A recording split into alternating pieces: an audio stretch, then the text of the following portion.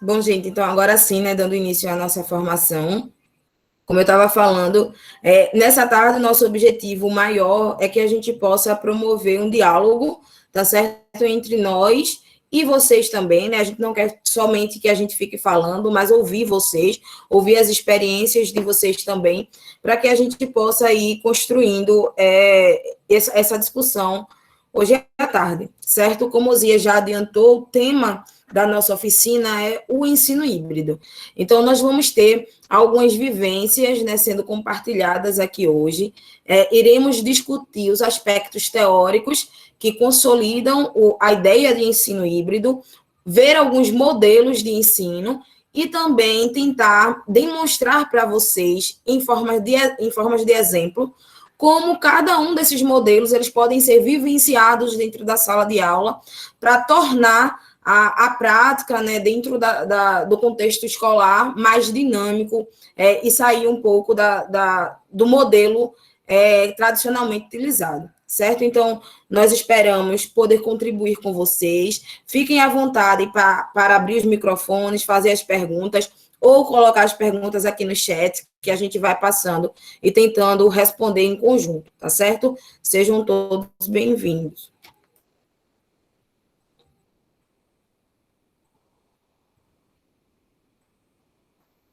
E aí, gente, a gente traz esse primeiro questionamento para vocês, né? Pode ir lá. O que vocês acham que é ensino híbrido, né? A gente está com uma proposta aqui. Tá com o link aí, Marcela, do Mentimeter? Tô pegando agora. Deixa eu Bom, botar aqui no gente, chat. o que vai acontecer? Marcela vai compartilhar aqui com vocês no chat um link. Esse link a gente vai formar uma nuvem de palavras. Por quê? A ideia é que vocês, em uma palavra, consigam definir o que para vocês é ensino híbrido, tá? A gente poder ter uma percepção, uma noção geral do que vocês entendem por ensino híbrido, para a gente poder começar a discutir mais profundo, tá? Então, Marcela vai colocar aqui no chat. Então é só vocês clicarem e adicionarem lá, em uma palavra apenas, para vocês o que define ensino híbrido, tá? E a partir disso a gente aprofunda a discussão.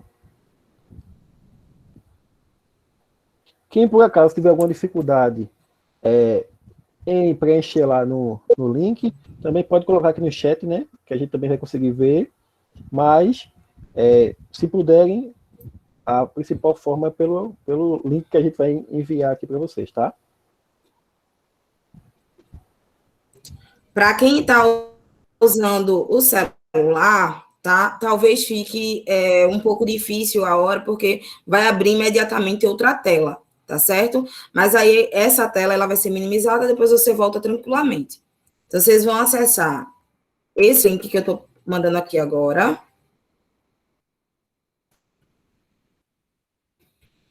Ou quem conseguir digitar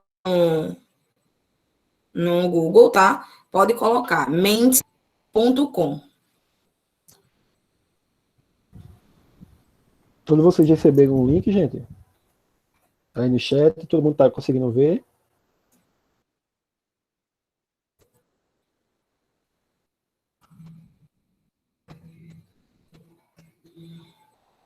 Quando abrirem, ele vai pedir um código, tá? Você vai colocar um código, que eu vou colocar aqui no chat também.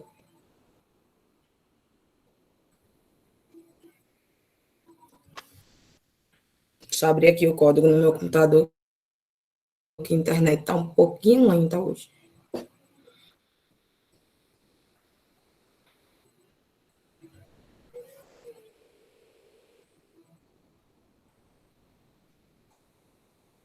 Conseguiu? Todo mundo está vendo o link, gente? Deixa eu mandar aqui de novo para quem chegou depois. Deixa eu copiar aqui.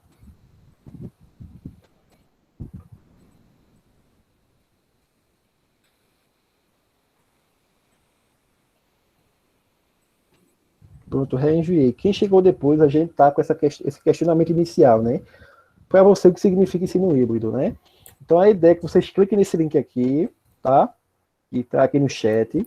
E apenas em uma palavra, vocês definam o que vocês acham, o que vocês entendem por ensino híbrido.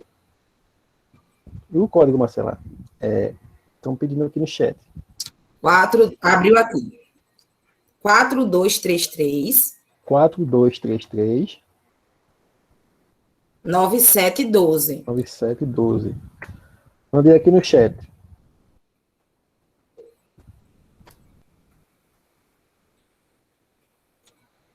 Aí é só o pessoal copiar do chat aí e adicionar lá no outro link.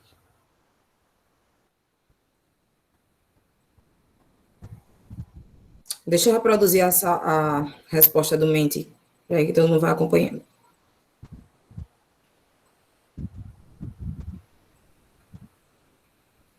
Todo mundo conseguiu, gente? Colocar o link, clicar no link e adicionar o código.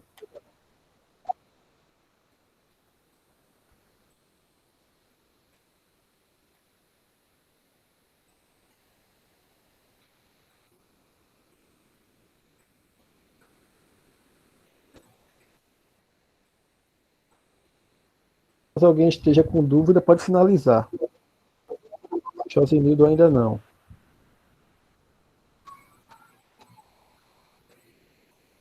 Temos uma resposta por enquanto. Uma pessoa conseguiu. Inovação, misto.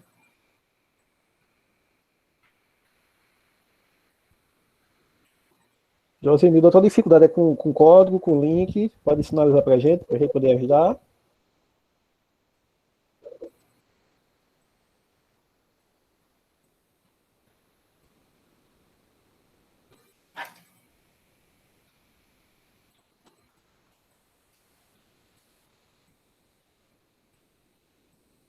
Vou mandar o código aqui de novo no Deise, chat. tenta novamente. Pronto. Eu coloquei aqui e vou repetir para vocês. É 42339712. É só clicar naquele link que a gente mandou e digitar esse código, né? Aí vocês vão ter acesso à pergunta, vocês respondem com apenas uma palavra, que para vocês significa ensino híbrido, e clica no OK lá que vai estar tudo certo. A gente já vai receber aqui já está chegando mais respostas.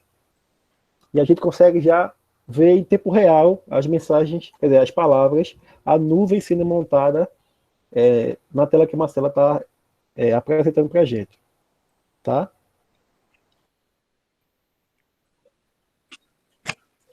Conseguiu, Josinildo? Consegui. Pronto. Pronto, nós temos por enquanto 5 respostas. E dessas respostas nós podemos ver as palavras inovação, misto, educação disruptiva, evolução, mescla. Apareceu mais um aqui, desafio. Vamos lá, temos 14 pessoas, não, 16. 16 pessoas online. Vou esperar mais um pouquinho para ver pelo menos a resposta de 10, tá? Tá mais 4. Vamos embora, gente. Lembrando, gente, que não tem resposta certa nem errada, não, tá? É o que, de fato, para você significa a ideia de ensino híbrido, o que é que faz pensar quando você ouve essa expressão. Quem não conseguir colocar no link, pode colocar aqui no chat mesmo, tá? Que a gente vai acompanhando. Isso. Vocês podem colocar no chat, caso alguém não consiga. Mas pelo link que está com dificuldade, pelo telefone, etc., a gente se vira nos Se virar 30. nos 30. Ótimo. Basicamente isso. É isso mesmo.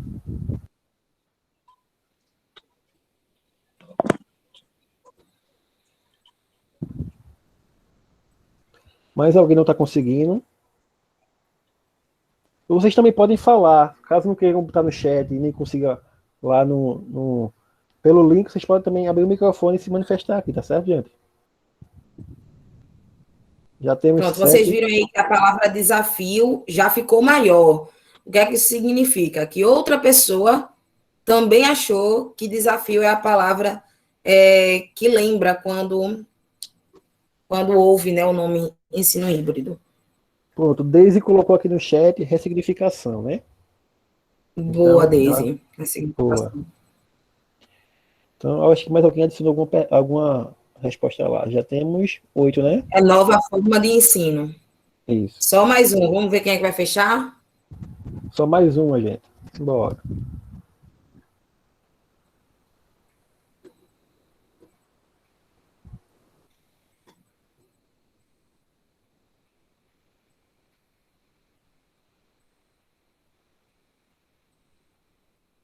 Até o momento o desafio está maior, né?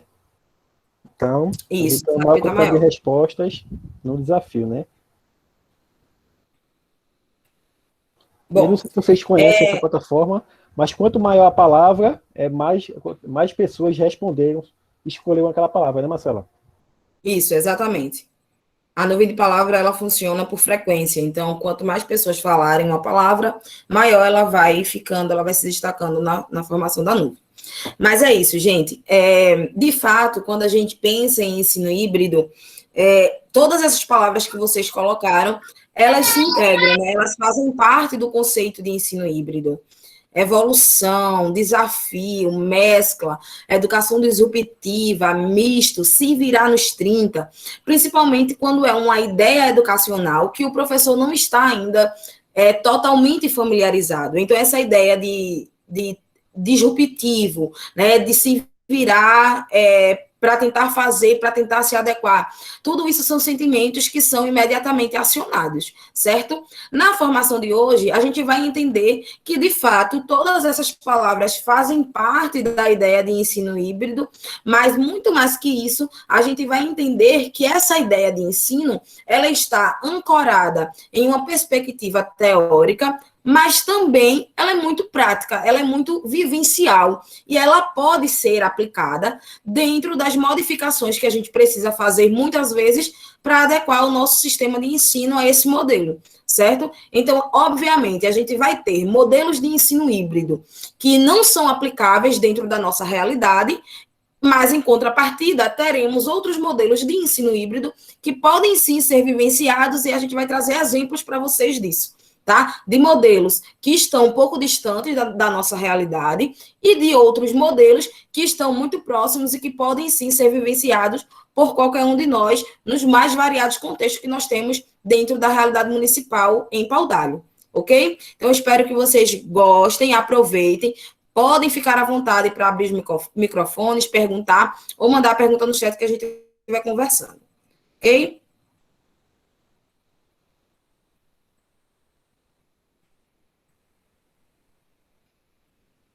E quem quiser depois aprender a usar o Mente, a gente pode estar ensinando também, tá? Em uma outra formação, procurando o residente da escola, usando esse recurso que é bem massa.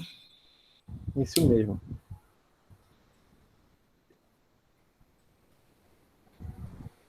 Pronto, gente. Então, vocês já colocaram lá, né? Já respondeu na nuvem lá. O que vocês acham sobre ensino híbrido, né? A gente teve várias respostas. Então, a gente aqui vai tentar trazer o conceito, o que algumas literaturas falam sobre, tá? Da forma mais simples possível. Então, de fato, o que a gente pode entender por ensino híbrido, né? A gente tem essa mescla, de fato, de atividades que são offline com as online.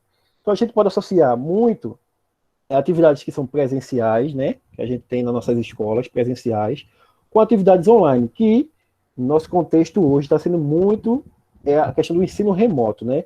Então, a gente essa mescla de alunos que desenvolvem atividades no presencial e também no remoto. Agora, só que existe uma questão, tá, gente?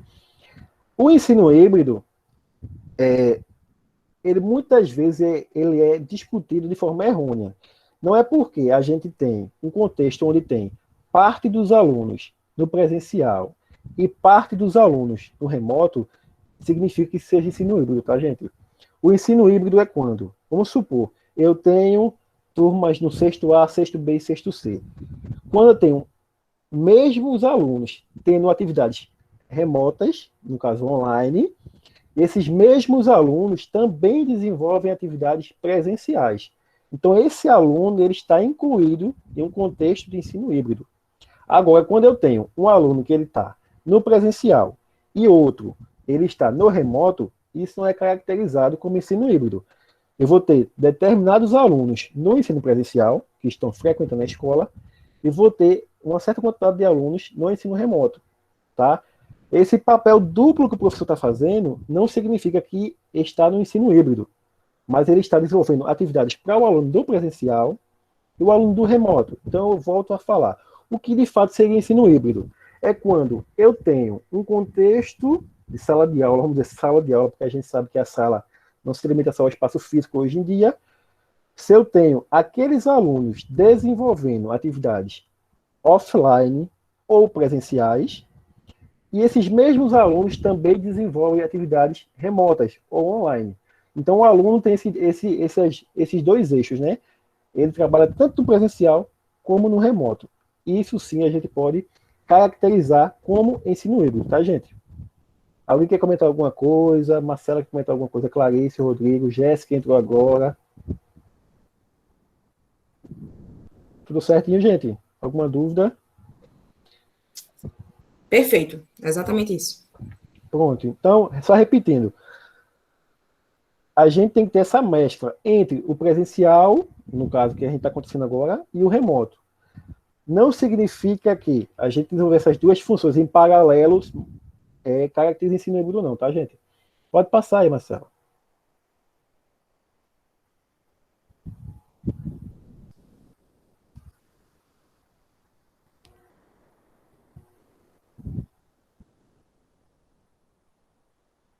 Pronto, e aqui a gente tem alguns elementos que consideramos que devem estar presentes no ensino híbrido, como no caso a autonomia, o uso de tecnologias digitais, porque, como eu volto a falar, também tem a parte online, a parte que envolva esses recursos e as tecnologias digitais.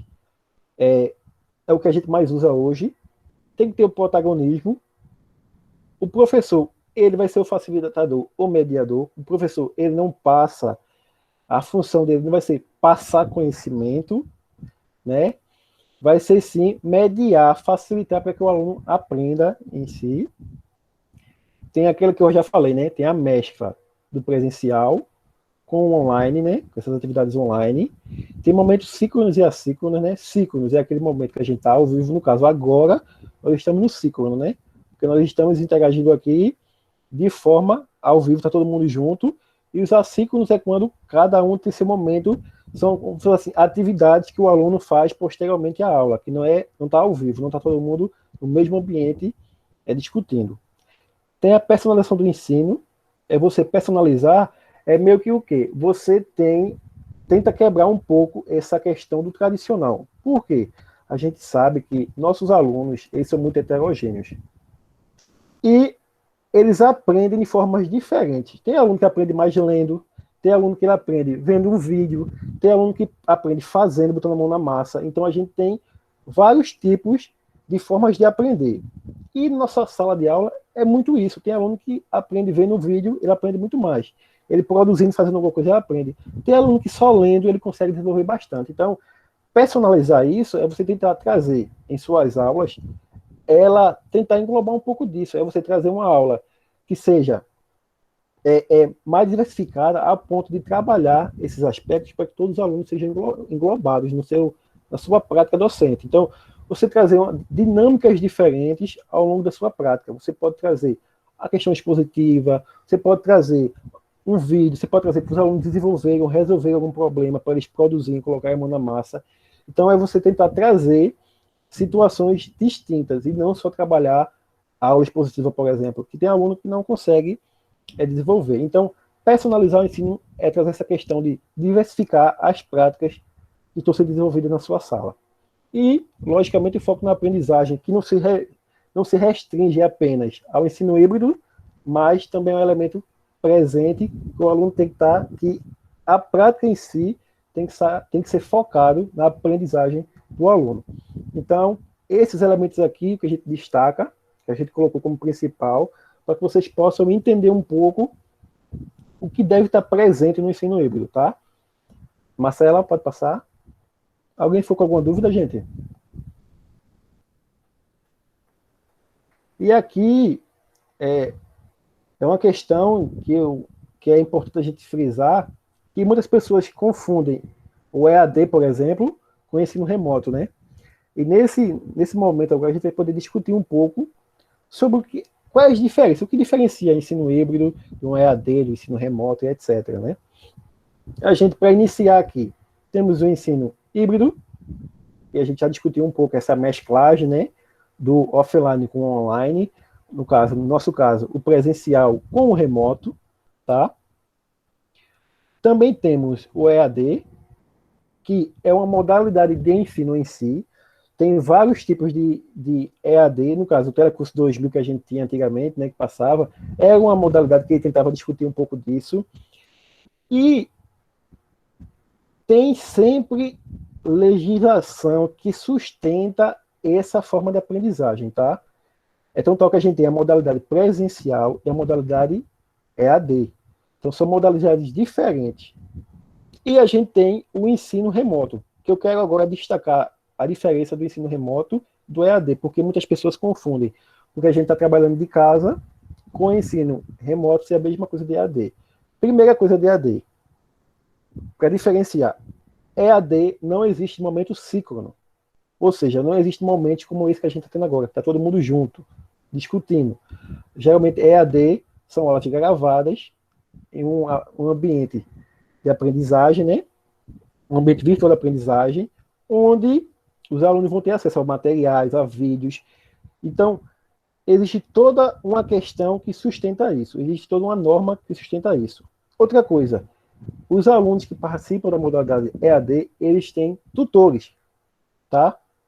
Outra coisa, todo curso EAD, ele tem a capacidade de começar e terminar EAD. Então, existem cursos que não podem ser EAD, porque não tem como você trabalhar certas práticas de forma EAD. Então, a gente tem o EAD, que ele tem uma legislação, ele tem tutores que têm formação para trabalhar com aquilo, você tem acesso a todo o material, não existe momento síncrono, feito que a gente está tendo agora.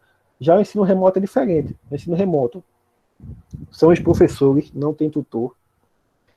Nem tudo que a gente pode fazer dá para fazer pelo remoto, né? Principalmente alguns cursos, né, de superior e tal. A gente sabe que aqui a gente está trabalhando com ensino básico, mas existem práticas que não dá para ser feita pelo ensino remoto. Então, tem essa diferença também. Como foi algo que surgiu há pouco tempo, né, por causa da pandemia, não existe uma normativa assim que sustente muito isso. É tanto que todo mundo foi pego de surpresa, né? Os professores tiveram que se virar nos 30, né, para aprender a utilizar várias ferramentas para poder trabalhar com isso. Então, a gente tem um pouco dessa diferença. Então, ensino remoto é uma coisa e EAD é outra modalidade, né? O ensino remoto, por mais que a gente esteja nesse momento virtual aqui, ele é para a modalidade de ensino presencial. A gente está se adequando a esse momento de pandemia, de isolamento, para trabalhar no ensino remoto. Mas não existe a modalidade de ensino remoto. Existe modalidade presencial e modalidade EAD. Agora, devido à situação pandêmica que estamos vivenciando, estamos trabalhando remotamente, tá? Então não é a mesma coisa. A gente tem aqui o ensino simultâneo, né? E seria ensino simultâneo, que algumas pessoas também confundem com o ensino híbrido. Isso. Coloquei no chat que eu estou vendo. É o nome em inglês, né, Marcela? Do ensino híbrido, né? E no caso do ensino simultâneo, o que acontece? Também algumas pessoas confundem com EAD. Eu não sei se você. Desculpa, gente. Com ensino híbrido. Eu não sei se vocês já ouviram falar, se você já trabalhou em alguma instituição assim, onde o docente está em sala de aula, com alunos presencialmente, e tem câmera na sala, transmitindo para alunos que estão em casa, né? Então, o que acontece? O professor está aqui dando aula e existe um público que está em casa assistindo ao mesmo tempo. Então, isso também não caracteriza o ensino híbrido. Não é porque eu estou dando presencialmente aula e tem câmera na sala filmando para quem está remoto, isso não significa ensino híbrido. Isso significa um ensino simultâneo. Ao mesmo tempo em que eu estou dando aula para quem está no presencial, os alunos do remoto também estão me acompanhando. Agora, isso é um grande dilema. Por quê? O professor critica muito isso, porque ele não sabe se olha para a câmera, se olha para quem está na sala. Então, como é que ele vai trabalhar a mesma uma temática que tem pessoas que estão presencialmente e outras que estão no remoto e trabalham da mesma forma? É muito complicado o professor no ensino simultâneo fazer essas duas pontes, né, ao mesmo tempo. Você trabalhar, você interagir, discutir com os meninos do presencial, mas ao mesmo tempo dar atenção e ter dinâmicas para o remoto. Então, o ensino simultâneo é um sério problema, mas que existe em alguns contextos, principalmente em ensino superior privado, mas também não caracteriza ensino híbrido, tá? Esses alunos deveriam estar, eu volto a dizer, esses alunos deveriam estar com atividades presenciais e também com momentos online. Então, isso sim teria a gente poderia definir como ensino híbrido. E a gente tem o rodízio, né? Que eu acho que o rodízio é o mais conhecido por todo mundo, talvez, que as escolas ou instituições educacionais elas se organizam para ter aqueles alunos em determinados dias da semana, por exemplo, tais alunos vão estar segunda, quarta e sexta, e no rodízio outros vão estar terça e quinta, por exemplo, para poder fazer essa circulação de alunos para que todos possam participar. Então, sobre isso aqui, alguém ficou com alguma dúvida? Caso algum dos meus colegas queiram comentar alguma coisa, também podem comentar. Também, quem não puder falar, pode comentar no chat. Eu queria, Osias. Eu queria. Eu vim aqui só olhar vocês vídeo apresentarem, porque achei bem legal. E eu vi aqui que Clériston até conhece, né, sobre ensino híbrido, porque ele colocou aqui o termo em inglês de blended learning, que é o ensino híbrido, né, em inglês. Colocou aqui sala de aula invertida também, o termo em inglês. Então, muito bom saber que o ensino híbrido já é assunto, assim, entre vocês, entre os professores. E aí, isso que o Osias falou é algo bem importante mesmo, porque a gente vê muita confusão. Então, ano passado, eu nem sei quantas pessoas eu contei, né, que eu escutei dizerem, hoje, esse ano, as aulas foram todas em EAD, quando, na verdade, não foram em EAD, né, foram em modalidade remota, né, em aulas remotas. E aí, acho que essa fala que o Osias trouxe para a gente, ela é muito importante para a gente saber de uma vez por todas, né, o que é que a gente está vivenciando. Porque a gente está se adaptando tanto e tão rápido às coisas. Esse se virar nos 30, será o que a gente está fazendo? Será que é ensino híbrido mesmo? Será que é um EAD? Ou será que é um ensino remoto, é um ensino simultâneo, onde a gente está tendo que se adaptar? Então, trazer esse olhar, né, de dizer, ensino híbrido, ele tem toda uma fundamentação teórica que sustenta, então ele tem os modelos dele, né, sala de aula invertida, rotação por estações, rotação individual, modelo flex, que aí vocês vão ver mais à frente com o pessoal, e o EAD, que é uma outra perspectiva, mas que traz essa educação à distância, e aí desde o início não, né, mas desde o século passado, que traz devido ao avanço dos transportes, da televisão, da tecnologia digital. Então, essa modalidade EAD é toda essa distância. E o que a gente está tendo hoje é uma adaptação. Então, de tudo que a gente já viu, seja ensino híbrido, seja um EAD, mas o que é que pode ter dessa essência, né, desses dois formatos que a gente pode utilizar e adaptar para o nosso contexto. Mas aí, a adaptação realmente. Mas eu estou só observando vocês, estou gostando que só dessa apresentação. Estou aprendendo também aqui junto. Pode continuar. E antigamente, os cursos EAD eram por correspondência, né? Tinha muita gente que antigamente fazia curso por correspondência, que já pode ser entrado nessa modalidade de ensino à distância, né? Que o pessoal fazia. Mas Deixa só eu fazer um parênteses assim. Acho que foi esse ano, eu fiz uma pesquisa com o meu grupo do meu curso de pedagogia. Algumas turmas da EJA, da Prefeitura de Recife, as aulas foram através do rádio, porque foi constatado que o rádio é muito mais democrático, né, que a internet. E aí, veja, o rádio era usado há 70, anos 80, né, e agora se retoma um pouco justamente por isso, por ser mais democrático, né.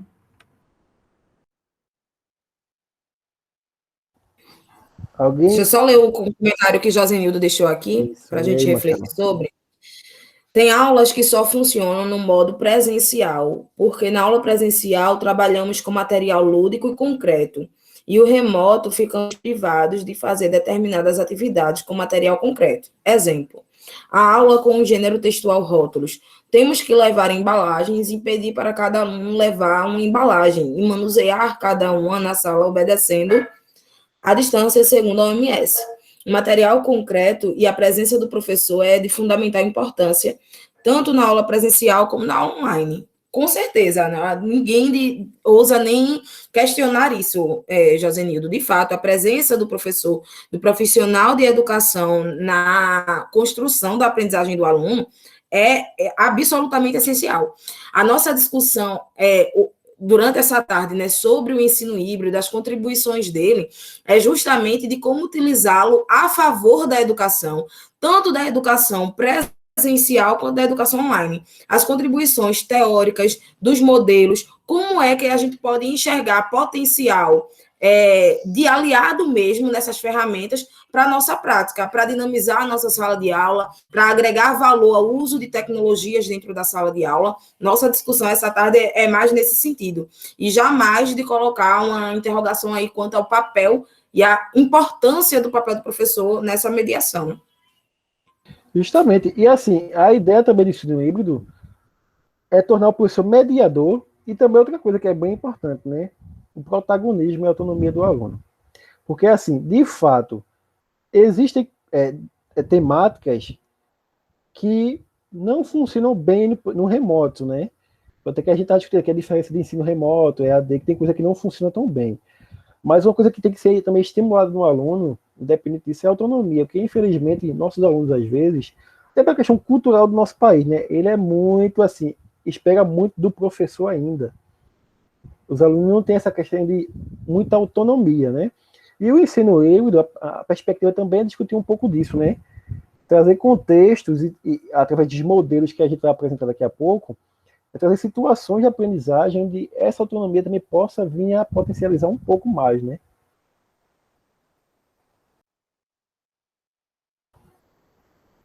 Eu acho que pode passar, né, Marcelo? Eu acho que se comentar mais Se alguma alguém tiver coisa. mais alguma contribuição.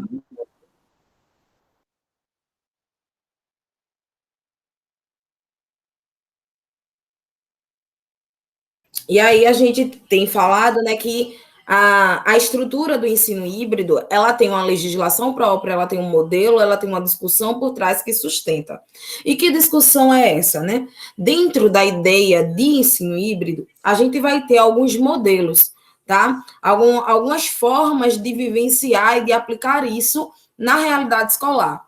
São basicamente 4 modelos, tá? O modelo de rotação, que é subdividido em 4. A gente tem o modelo flex, né, que é o modelo flexível, e aí a gente abrevia chamando de modelo flex, o modelo à la carte e o modelo virtual enriquecido. A gente vai hoje entender um pouco sobre todos esses modelos, certo? A gente vai começar falando sobre esses modelos que não têm subdivisão, certo? A gente vai falar um pouco sobre o modelo flex, o modelo à la carte, o modelo virtual enriquecido. Vamos explorar um pouco do que é que eles significam, mas vamos dar maior foco aos modelos de sala de aula invertida e ao modelo de rotação por estação, tá? Que são submodelos dentro do modelo de rotação. E por que isso? Vocês vão entender, quando a gente estiver passando por cada um desses modelos, como eu falei lá no início, que alguns desses modelos, eles são muito distantes da realidade, que pode ser vivenciada dentro da sala de aula, no contexto de escola pública, no contexto das escolas de pau-d'alho, que nós já podemos conhecer em alguns meses que estamos nessa parceria, certo? Então, a gente selecionou, dentro desses modelos, 2 modelos que nós acreditamos que pode sim ser vivenciado pelos educadores, que pode ser aplicado, que vocês mesmos podem trazer experiências que se já conheciam, se já tentaram vivenciar, e das contribuições ou das não contribuições de cada um desses modelos, certo? Então, a gente vai discutir um pouco cada um deles, dando maior foco, posteriormente, à sala de aula invertida e à rotação por estações, ok? Então, vamos lá. Inicialmente, a gente vai começar pelo modelo flex. Como eu falei para vocês, né, o nome do modelo é flexível, e aí a gente abrevia chamando de flex. E por que ele recebe esse nome? Como o próprio nome já sugere, né, ele é um modelo em que várias estratégias, ou praticamente todas as estratégias que a gente vai ver aí nas outras metodologias, fazem parte dele. No modelo Flex, a aprendizagem online, ela é a principal forma de estudo, com eventuais tarefas offline. Então, a gente tem uma sobreposição muito maior dos elementos do online, tá? Em detrimento dos momentos presenciais. o cronograma de aulas, ele é altamente personalizado e fluido. Normalmente, esse modelo ele vai encontrar maior aderência em escolas em que os recursos eletrônicos são altíssimos, ou em universidades privadas e públicas, em que a maturidade dos alunos já é suficiente para se trabalhar dessa forma. Isso quer dizer que ele é impossível de ser vivenciado na educação básica? Óbvio que não. Mas, para que ele seja vivenciado dentro da educação básica, a gente vai precisar de uma estrutura muito maior. O professor, dentro do modelo flexível, ele fornece o apoio presencial de forma flexível, conforme necessário, por meio de atividades, como instrução em pequenos grupos, projetos e aulas individuais. Então, a gente tem um professor que tem uma função e um papel bem diferente, né, e bem maleável, né, de acordo com as demandas que a sala de aula vai passar a apresentar, certo? Mas aí ele vai necessitar de uma estrutura que dê suporte a essa flexibilidade, que infelizmente não é uma realidade para todas as escolas públicas, e nós bem sabemos disso, certo? Tem um comentário de Cleston aqui, né? É verdade, investimento maior em tecnologia e atividades, é exatamente isso, para a gente trabalhar na perspectiva de uma sala de aula flexível, em que o professor, uma hora vai estar na sala de apoio, sendo o tutor, outra hora ele vai estar no laboratório de informática, vai ter uma área social para que parte dos alunos estejam ali. A gente pensa nisso como uma necessidade de investimento público muito grande. E, infelizmente, essa não é uma realidade nossa, certo? Mas há uma sustentação teórica para validar o modelo flexível como um modelo de ensino híbrido, certo? A gente não vai dar tanto foco nele, porque, de fato, é muito distante daquilo que a gente consegue vivenciar dentro da nossa escola. O próximo modelo é o modelo à la carte. A ideia do modelo à la carte, tá? Eu vou fazer uma pergunta antes de prosseguir com a explicação dela. Quantos de vocês aqui estão em escolas em que, dentro desse momento de pandemia, né, precisou vivenciar a oferta de disciplinas eletivas?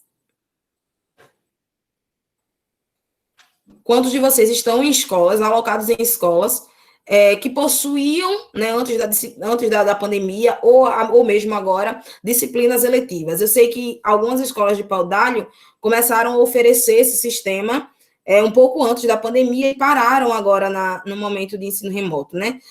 Principalmente as escolas que passaram a ser semi-referência, né, passaram a ser semi-integral, começaram a ofertar disciplinas eletivas. Qual é a ideia do modelo à la carte? Nesse modelo, essas disciplinas que são consideradas um plus para o currículo, né, que são disciplinas eletivas dentro da educação básica, elas acontecem exclusivamente online.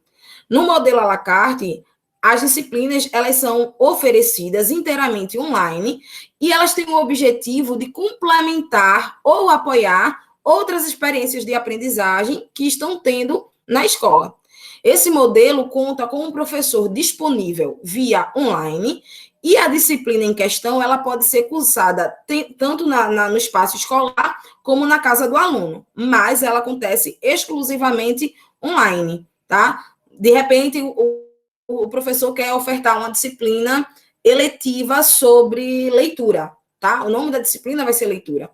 No modelo à la carte, essa disciplina precisaria ser exclusivamente online, tá? E aí a gente tem uma disciplina, os alunos estão indo para a escola diariamente, mas uma disciplina complementar é oferecida exclusivamente online. É uma complementariedade da sala de aula, daquilo que ele já trabalha ali, ok? O que também pode ser adotado, obviamente, mas aí a gente vai lidar com outras demandas, né? Os alunos têm recursos suficientes para acompanharem uma disciplina inteira online. Quais meios do online eu posso agregar, né? O que é que eu posso trazer de recursos, de ferramentas que possam me facilitar? Então, entra numa outra discussão que pode, sim, ser vivenciada, mas o professor vai precisar de uma cautela e de um estudo muito maior sobre a aplicabilidade ou não aplicabilidade desse modelo de ensino. E aí a gente tem um outro modelo, que é o virtual enriquecido. Como o próprio nome já sugere, né? Virtual enriquecido, ele é uma modalidade que vai acontecer com muito maior foco dentro do espaço virtual, tá? E na sala de aula, o contato, ele é muito diretivo. No modelo virtual enriquecido, ele é uma alternativa para a escola online em tempo integral, que permite que os alunos concluam a maioria de cursos, a maioria das disciplinas de forma online, em casa ou na escola.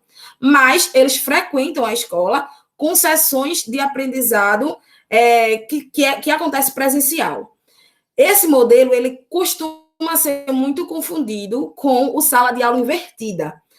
Só que aí a gente vai ver um pouquinho mais na frente que existe uma diferença básica. Na sala de aula invertida, o aluno ele vai estar presencialmente na escola todos os dias. Né? A gente vai entender um pouquinho dele mais na frente. No virtual enriquecido, não necessariamente, tá? O aluno ele vai ter momentos presenciais específicos para disciplinas ou estudos, né, que acontecem integralmente de forma online, ok? E aí ele pode vir a ter momentos presenciais muito pontuais. Então, dentro do espaço virtual, a aprendizagem ela vai ter aí várias nuances, várias atividades diferentes dentro do espaço virtual, certo? Então, o que a gente viu agora são 3 modelos que têm sustentação teórica, mas que ainda assim estão um pouco distantes daquilo que a gente pode vivenciar dentro da sala de aula, certo? E a partir de agora, a gente vai entrar dentro do submodelo.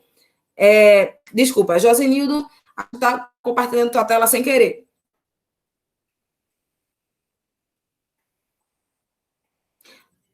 Tu vai precisar voltar. Isso.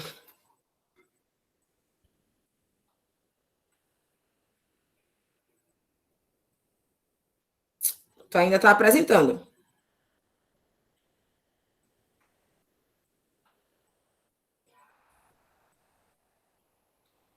Pode desbloquear o telefone e na tela mesmo tem parar a apresentação. É só clicar onde aparece a gente, Isso. né?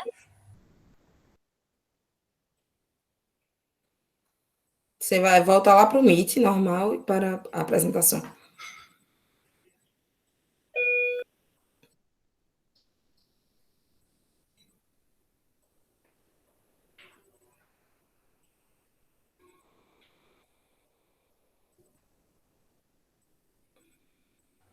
Qualquer coisa, Marcela, pode botar para apresentar de novo.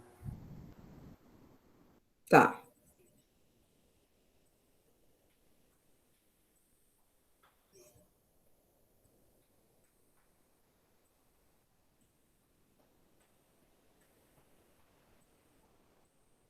Pronto.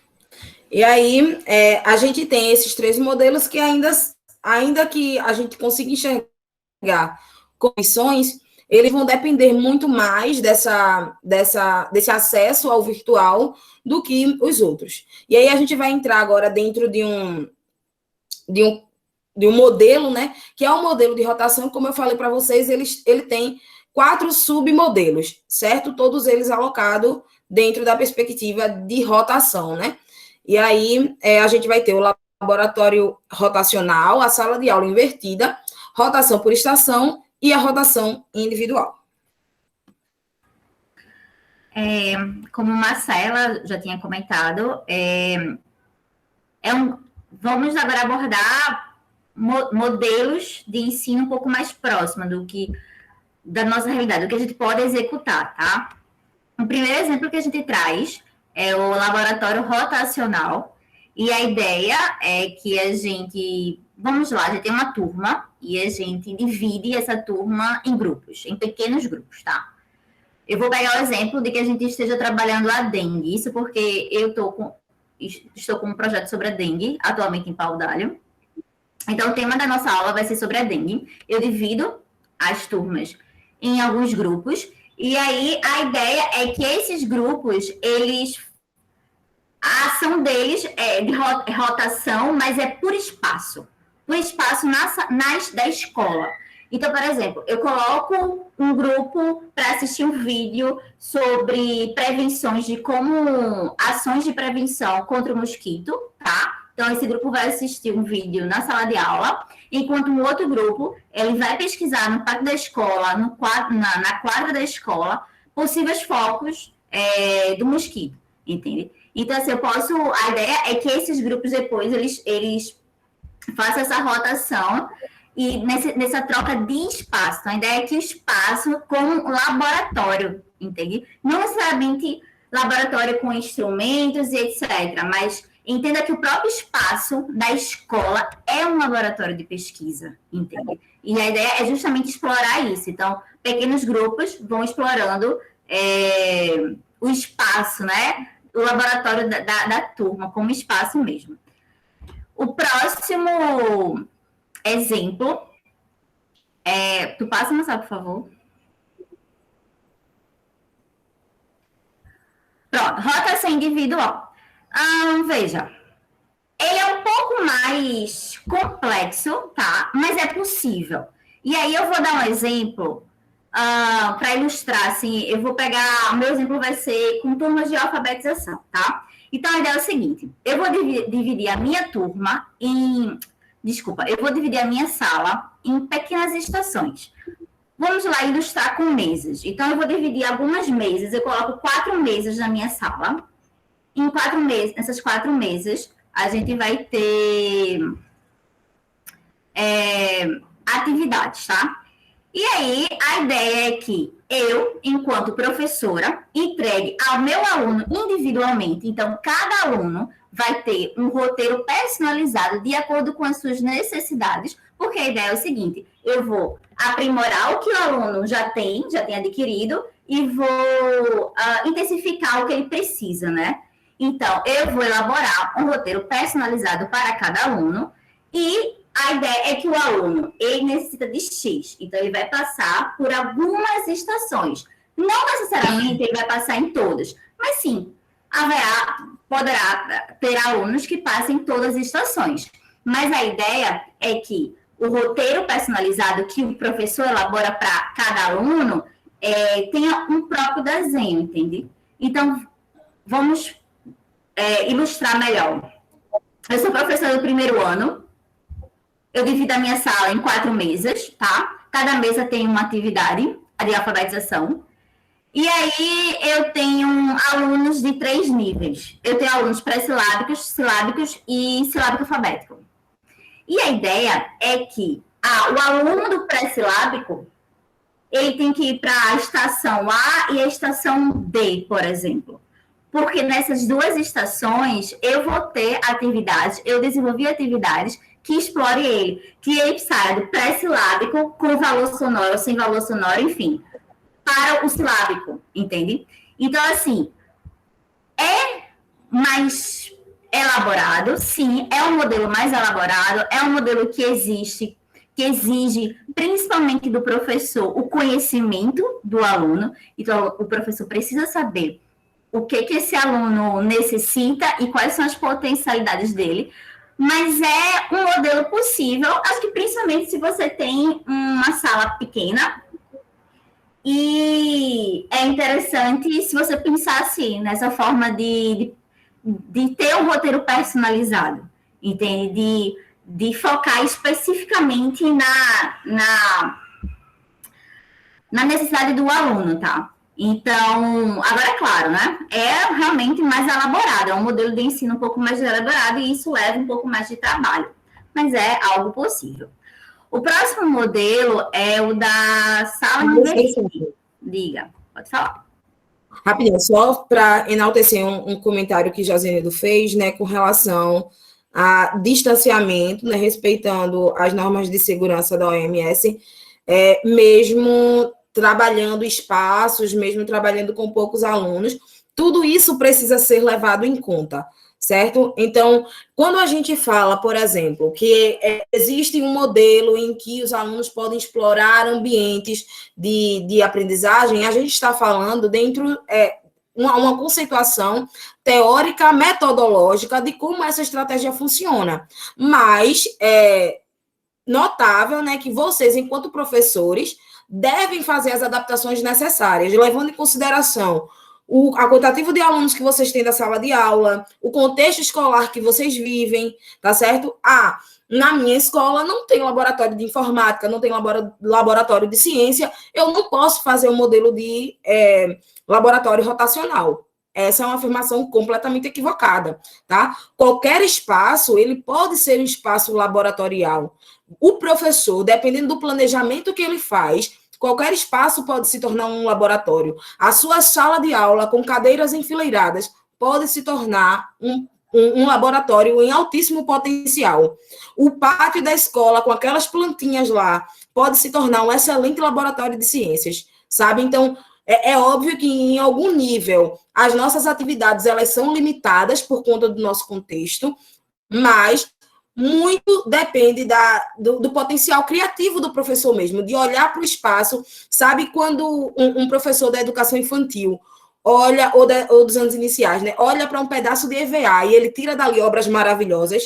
Então, essa habilidade de olhar para um pedaço de EVA e transformar ele em uma coisa surpreendente precisa estar em todo educador quando ele olha para o seu planejamento. Meu planejamento ele tem tudo para ser tradicional, mas o meu olhar sobre isso, o meu olhar de educador, sabe, de alguém que tem formação, que tem domínio sobre isso, vai transformar essa aula em algo surpreendente, não apenas para os meus alunos, mas inclusive para mim mesma, certo? Então, essas são habilidades que, enquanto educador, a gente precisa estar trabalhando sempre. Perfeito, Marcela.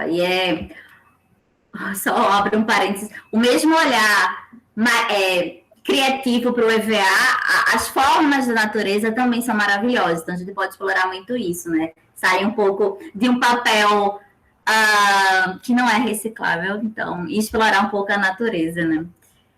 Mas só um parênteses, assim. Continuando, vamos lá. Sala de aula invertida. Ótimo modelo de autonomia, sabe? Então, a gente pede tanto, né? A gente explora tanto, a gente estuda tanto os ensinamentos de Paulo Freire. E o modelo de sala de aula invertida, eu acho que vem para contribuir, no sentido de que dá ao aluno um pouco mais de autonomia, um pouco mais de responsabilidade, no sentido de ele ser ele dar o pontapé inicial na sua própria aprendizagem, entende? Então, veja, a ideia é que o aluno vá para a sala de aula, esse movimento dele ir para a sala, isso, sujeito ativo, ou seja, antes dele ir para a sala de aula, vamos lá, receber os ensinamentos do professor de forma muito passiva, ele já tenha pesquisado em casa, de alguma forma, entende? Então, por exemplo, a professora avisa, essa semana a gente vai trabalhar a dengue. E aí, o aluno, em casa, ele pode não somente pesquisar aqui no celular, mas ele pode, por exemplo, fazer uma entrevista, entende? Gravar o pai, a mãe, enfim, entrevistando, fazer essa sondagem prévia de como prevenir o mosquito, etc. Então, assim, a ideia é que ele faça um movimento prévio, um estudo prévio sobre o assunto, traga essas informações para a sala de aula e lá seja debatido. Maria Frazete, você quer falar? Sou eu, querida, boa tarde. É só para pegar carona na tua fala. É assim, eu fiz uma aula sobre gênero textual. Foi mais ou menos isso que eu fiz. Rapidinho, vice, desculpa. Eu sou de Paudalho, da Elisa Fidelis. Olha, eu trabalhei o gênero textual receita, aí eu não elaborei exatamente a aula do jeito que sempre eu fazia, não. Eu coloquei para eles pesquisarem. Eles pesquisaram o gênero que eles quisessem, junto com a mãe, eles pesquisaram, já para a gente não aglomerar. Não foi feito na sala de aula a receita, cada criança fez a sua receita, a gente marcou o dia com o meu planejamento, eles que deram aula, eu só finalizei assim que eu já não tinha mais nem o que falar, porque eles pesquisaram, eles trouxeram, só passaram para mim foto, passaram para mim vídeos, deram a aula passo a passo, os ingredientes e como fizeram, e foi uma aula super dinâmica e super boa da gente trabalhar. Obrigada. Eu adorei, ela falou uma frase, eu já nem sabia nem mais o que falar, porque os alunos foram tão ativos, né? Foram em busca do... no próximo slide, eu acho que tem um quadro de comparação, e é um pouco da fala da professora agora, do modelo tradicional e modelo de sala de aula invertida, né? De que, veja, a gente sai de uma transmissão de informação, né, de um professor, o centro, para algo muito mais, para um aluno mais ativo, um aluno mais engajado, um aluno que participa da própria construção da aprendizagem. É maravilhoso, assim, né? E a ideia é justamente o que a professora falou, assim, é possível, vocês viram, né? E aí a gente também aqui dá a comparação, né? Veja, você sai de exercícios mecânicos, repetitivos, né? Para algo muito mais envolvente, que são leituras, pesquisas, né? Vídeos, é muito mais ágil, né? Então tem como a gente explorar esse modelo de ensino na nossa rede municipal do Pau d'Alho, tá? O próximo slide, eu acho que tem uma pequena ilustração. Por favor. Mas eu acho que o meu comentário talvez esteja no próximo slide, né? Então, acho que eu vou seguir. O próximo slide é só um comentário com relação é só uma ilustração, né? Isso, é uma ilustração. Eu ia fazer um comentário justamente com relação a como a gente imagina que é o modelo que a gente tem, que a gente vivencia dentro da sala de aula, para o modelo de sala de aula invertida, tá? Normalmente, tá? E aí eu peço para que vocês apontem se vocês discordam ou concordam com isso. Quando a gente está na sala de aula e a gente passa alguma coisa para casa, né, para o menino realizar em casa, normalmente essa coisa para realizar em casa, ela está pautada dentro da perspectiva de fazer um exercício, né, o professor ensina o conteúdo e o exercício, o problema a gente manda para casa, para resolver em casa, ou a gente manda para ele fazer um trabalho para entregar resultado, né, sobre aquele trabalho, o resultado de uma pesquisa, e isso devolvido para o professor em forma de uma apresentação ou de áudio escrito e se encerra ali, ou em construção de projeto. Então, o aluno tem toda a parte teórica na escola e o desenvolvimento do projeto, o detalhamento disso, a parte aplicável daquele conhecimento ele vai fazer em casa, sozinho ou em grupo, enfim. Dentro da perspectiva da sala de aula invertida, o papel do que a gente manda para casa, ele meio que se inverte, tá? Então, é essa noção de sala de aula invertida, tá?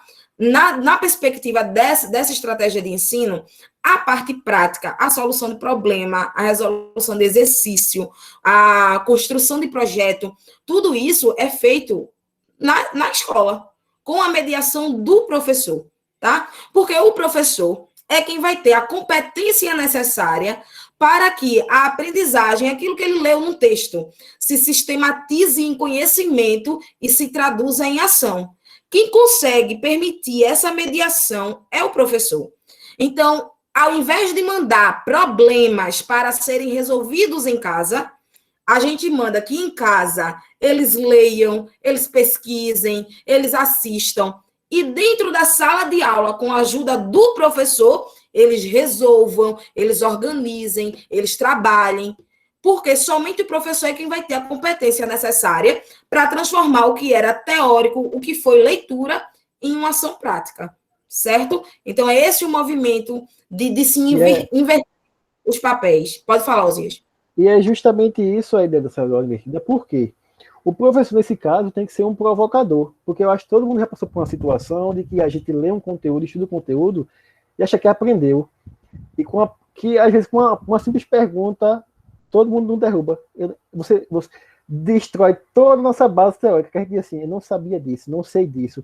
Às vezes, uma pergunta simples, que a gente faz, ou alguém nos pergunta, a gente fica sem resposta, porque a gente pensou que sabia e não sabia. Então, a ideia da sala de aula invertida não é que o professor chegue na sala de aula. É por isso que eu até coloquei aqui, transmissão de informação, porque eu não acredito em transmissão de conhecimento, que ninguém transmite conhecimento para ninguém. A gente transmite a informação, e a discussão das informações e são transformadas em conhecimento. Então, eu sempre me preocupo em colocar transmissão de informação e não transmissão de conhecimento. Então, a gente não transmite conhecimento para ninguém.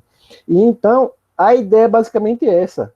Na sala de aula, em vez do aluno ficar na sala de aula escutando e aprendendo, para em casa ele fazer exercício e as dúvidas dele surgirem em casa, as dúvidas dele tem que surgir na sala, porque ele vai ver o conteúdo em casa antes, através de um vídeo, ou se não passa uma leitura para ele fazer uma pesquisa, e na sala o professor vai fazer as contribuições, as provocações certas, para ele dizer, epa, eu acho que eu não sei ainda. Aí sim, essa construção sendo feita, uma solução de um problema, e isso vai acontecer tanto como professor, tanto com os demais colegas de sala de aula, né? Então, a ideia é essas provocações acontecerem de fato em sala de aula, porque muitas vezes acontece muito de um exercício ser passado para casa, um questionamento que é um pouco mais elaborado, o aluno chegar, não fazer por vários motivos, né? E um deles pode ser que ele não sabe, porque ele não foi provocado o suficiente para poder resolver aquilo. Então, ele não vai conseguir fazer sozinho. Então, a ideia é que essas provocações, de fato, sejam feitas na sala de aula, para que possa ser debatido e construído, ele possa construir esse conhecimento. Tem mãos levantadas aí, Marcela. Pode falar, professor. Eu acho que Maria foi a primeira, né? Deixa eu ver aqui a lista. Porque a mão de Maria Francinete ainda está levantada, mas foi da outra vez. Quem levantou agora foi Cléris. Pronto, professor, pode falar.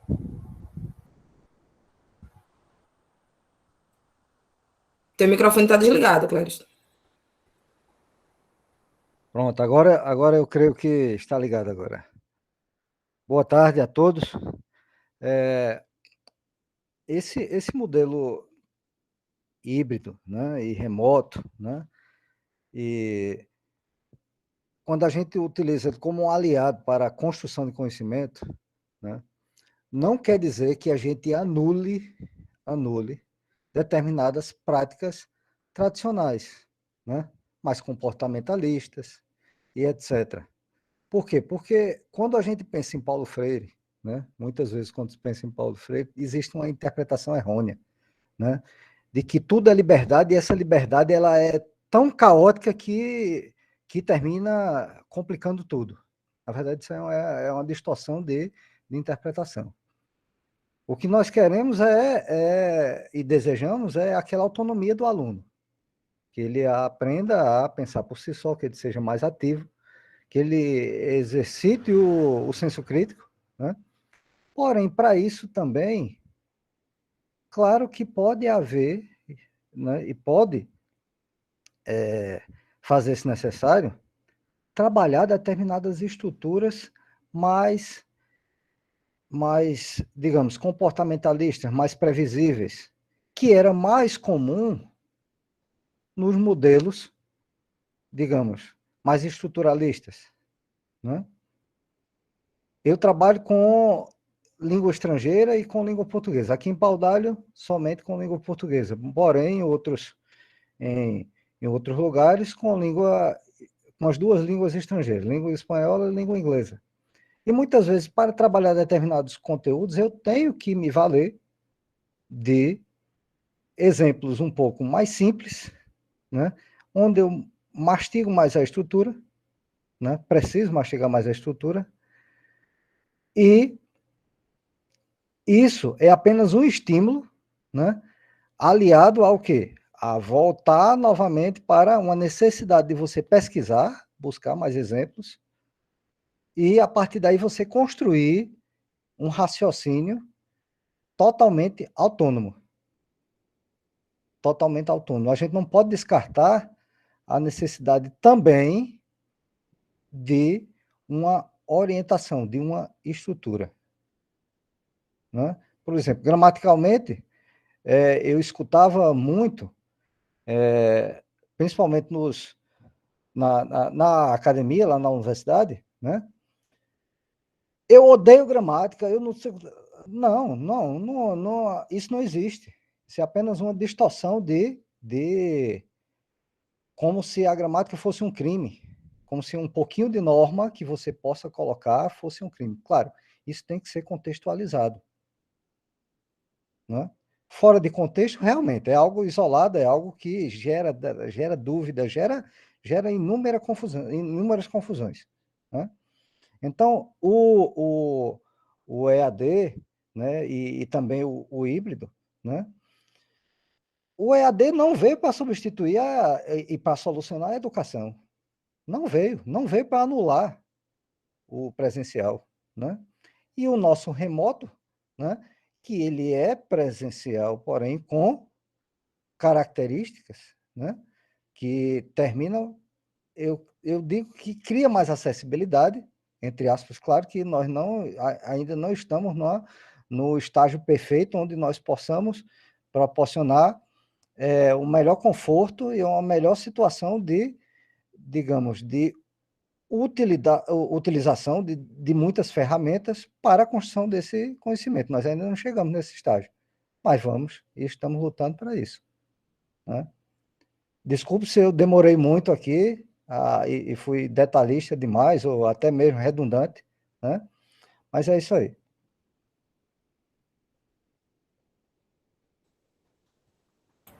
De forma alguma, Cléris. Esse é o movimento mesmo. E essa fala é perfeita. Nenhuma das estratégias, nenhum dos movimentos educacionais que a gente viu, eles são excludentes. Né? Na verdade, é para que a gente possa pensar em uma variedade de realidades, uma realidade de vivências, e escolher em qual situação a gente vai fazer uso de qual perspectiva. Né? É um a mais para que a gente possa se apoiar. E de nenhuma forma excluir aquilo que a gente já vem fazendo ou aquilo que a gente sabe que dá certo, né? Então, nada aqui excluído. O professor ele tem que estar munido de possibilidades, porque já aconteceu comigo mesmo, de eu pegar uma turma de segundo ano A, segundo ano B, do ensino médio. A diferença foi de uma aula para outra. Eu saí de uma aula que funcionou super bem e ir para outra sala de aula do lado e não funcionar. Então, a ideia de mostrar essas possibilidades para vocês é que, logicamente, não existe receita, feito que o Clarice falou. A educação é sempre um desafio a cada aula que a gente enfrenta, mas que o professor, ele com possibilidades, ele com conceitos e ideias, ele pode dizer, naquela turma vai funcionar isso, mas eu acho que naquela turma não funciona. Pronto, essa aula de aula invertida, a gente está usando muito o ensino remoto hoje, principalmente no superior. Né? Os professores mandam os livros, os artigos, a gente lê e faz discussão em sala de aula. Só que tem turma que essa aula de aula invertida vai funcionar muito bem no básico, mas tem turma que não vai funcionar. Tem aluno que não vai estudar em casa, tem aluno que não vai ler, tem aluno... Mas são alunos diferentes. A gente tem uma gama de possibilidades de alunos diferentes e por isso a gente tem tanta possibilidade também de metodologia, de recursos, porque aquela turma, o professor vai dizer assim, essa turma aqui vai funcionar. Com aquela outra turma não vai funcionar, mas eu tenho outra possibilidade que eu aprendi, que eu estudei, que eu sei. Então, o professor vai trabalhar de forma que possa atingir o aluno e tem várias possibilidades, várias metodologias para isso. Outra coisa que eu queria ressaltar com relação a essa sala de aula invertida é que, às vezes, quando a gente fala assim, o aluno ele vai estudar, vai ter acesso ao conteúdo, ou vai fazer uma parte da atividade essencial para a discussão em casa, e a gente vai discutir isso e sistematizar isso na sala de aula. Muitas vezes a gente tende a achar que essa atividade que o aluno vai fazer em casa, obrigatoriamente depende que ele tenha um recurso tecnológico de última geração, que ele tenha a internet a melhor do mundo, para que ele consiga fazer. Quando, na verdade, não é. Né? O aluno ele pode fazer em casa uma atividade, iniciar uma atividade de leitura em casa. Você pode colocar uma leitura do texto do livro didático, para que ele tenha acesso em casa, para que ele leia em casa. E ele chegue com que tenha essa leitura, né? Tem um objetivo e que isso seja aprimorado dentro da sala de aula. Até quando a gente estava discutindo e preparando essa formação, eu até falei para os meninos de um exemplo que eu vivenciei há alguns anos atrás, porque eu acompanhava a atividade de um clube de ciência, e a atividade, o professor tinha mandado para os alunos uma ficha de entrevista para que ele levasse para casa, entrevistasse uma pessoa mais velha sobre chás, né? O que é que a pessoa, qual era o chá preferido, qual chá que a pessoa não gostava, por que gostava mais desse chá. Aparentemente, era só mais uma atividade. Mas quando os alunos voltaram para a sala de aula com essa entrevista em mãos, minha gente, o que aconteceu dentro da sala de aula, de discussão, de informação, de condução, foi uma explosão de conhecimento. E os meninos fizeram um trabalho incrível a partir de uma discussão, que teoricamente tinha sido levado para casa como mais uma atividade, como sendo mais uma atividade. Mas, no fundo, não era isso que o professor queria, não era entrevista pela entrevista. Era a entrevista que tinha um objetivo de chegar ao nome de um chá, o chá mais citado, para que ele servia, de depois voltar para a internet e então pesquisar se era verdade ou não. Então, houve uma provocação, exatamente, houve uma provocação, um estímulo para que a atividade ela fosse sistematizada e fosse dada a ela sentido dentro da sala de aula. Sabe, os meninos não foram somente fazer uma atividade, eles encontraram fundamentação naquela atividade a partir de uma provocação adequada. E eles não teriam essa provocação em casa, porque, infelizmente, os pais não têm educação para isso, né? Seria ótimo se a gente tivesse todas as famílias do mundo perfeita, mas essa não é uma realidade. Então, quem consegue, tem habilitação para fazer essa mediação é o professor dentro do contexto escolar. Perfeito. Eu acho que a gente pode só encerrar esse bloco com essa ilustração, né? Acho que sintetiza tudo que a gente estava falando. E aí a gente entra numa rotação por estação. É com você, né, Osias? Isso, vamos embora. E assim, gente, rotação por estação, a gente já discutiu, né? Dentro do modelo rotacional, né? Já falou sobre rotação individual, laboratório rotacional, célula de aula invertida. Agora a gente entra no último submodelo, só relembrando, né? A gente tem 4 modelos, né? A gente tem o rotacional, flex, virtual enriquecido e tem um à la carte. Então, esse último bloco que a gente trabalhou foi só rotacional, tá? A gente trabalhou célula de aula invertida, rotação individual e laboratório rotacional. Então, agora a gente entra nesse último submodelo, que é a rotação por estação. Rotação por estação, confesso que eu gosto bastante. Por quê? Qual é a ideia dessa rotação? É que o professor em si, ele prepare o ambiente escolar, né, o ambiente de sala de aula, para que os alunos possam ser organizados em grupos e passar pelas estações. Como é que funciona essas estações, né? O professor, ele vai organizar de forma que não precise de uma ordem para que possa acontecer. Então, os alunos podem começar por qualquer estação, tá? Só a gente precisa lembrar de uma coisa, que uma dessas estações precisa ser virtual. E o que mais a gente pode fazer para isso funcionar em sala de aula, né? Pode passar, por exemplo, um vídeo, né?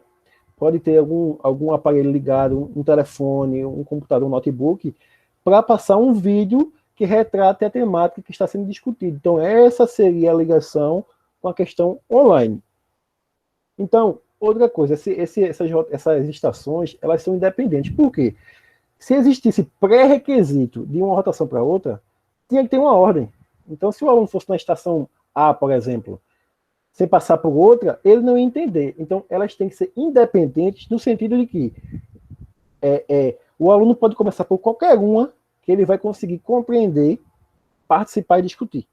Então, basicamente é o seguinte, a gente tem lá, vamos supor, 4, 5 estações. Então, os alunos vão ser organizados em grupos e vão passar por cada estação. Então, pode ser uma notícia, pode ser uma leitura, que aquilo ali vai desenvolver uma habilidade que você quer que o aluno discuta, trabalhe. Então, a gente tem aqui, passou o slide, pode ter, por exemplo, na estação 1, uma notícia de jornal. Na estação 2, pode ter um podcast.